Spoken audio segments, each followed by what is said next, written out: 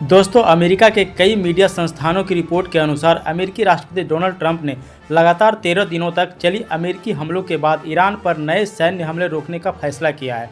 बताया जा रहा है कि इस फैसले के पीछे कई कारण थे, जिनमें कूटनीतिक प्रयासों को मौका देना, अमेरिका के मिसाइल डिफेंस स्टोर में कमी को लेकर चिंता और संघर्ष के और अधिक बढ़ने का खतरा शामिल है। रिपोर्ट के मुताबिक शुक्रवार को लिए गए इस फैसले के बाद लगभग 2 सप्ताह से जारी रोजाना अमेरिकी हमलों में पहली बार रुकावट आई। एक्सियोस की रिपोर्ट में कहा गया है कि ट्रंप ने सेना को नए हमले की प्लानिंग मिलने के बावजूद फिलहाल कोई नया हमला न करने का आदेश दिया। इसे बातचीत और कूटनीतिक समाधान की दिशा में एक महत्वपूर्ण कदम माना जा रहा है। अमेरिका ने यह भी साफ किया है कि जरूरत पड़ने पर सैन्य कार्रवाई दोबारा शुरू की जा सकती है। व्हाइट हाउस ने इस फैसले पर कोई आधिकारिक विस्तृत टिप्पणी नहीं की है, लेकिन व्हाइट हाउस के संचार निदेशक स्टीवन चेउंग ने कहा कि राष्ट्रपति ट्रंप हमेशा कूटनीतिक समाधान के पक्षधर रहे हैं।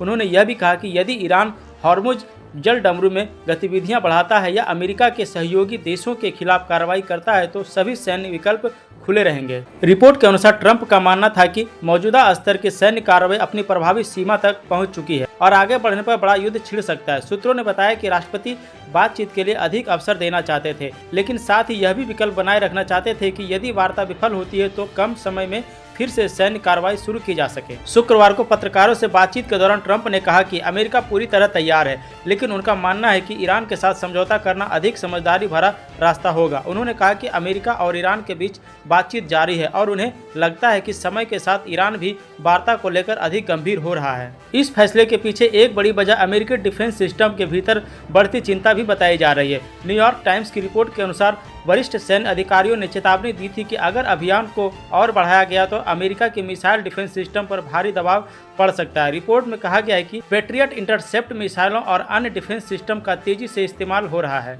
अगर संघर्ष लंबा चला तो मध्य पूर्व में तैनात अमेरिकी सैनिकों, सैन्य ठिकानों और सहयोगी देशों की सुरक्षा प्रभावी हो सकती है। ज्वाइंट चीफ ऑफ स्टाफ के अध्यक्ष जनरल डेन केन ने ट्रंप को जानकारी दी कि सेना बड़े हमले करने में सक्षम है, लेकिन इससे मिसाइल रक्षा भंडार पर गंभीर असर पड़ रहा है। रिपोर्ट के अनुसार हाल के महीनों में अमेरिका पहले ही 1200 से अधिक पैट्रियट इंटरसेप्ट मिसाइलों का उपयोग कर चुका है, जिससे रक्षा भंडार पर दबाव बढ़ गया है। दोस्तों, इन्फॉर्मेशन अच्छी लगे तो वीडियो को लाइक और चैनल को सब्सक्राइब करें। धन्यवाद।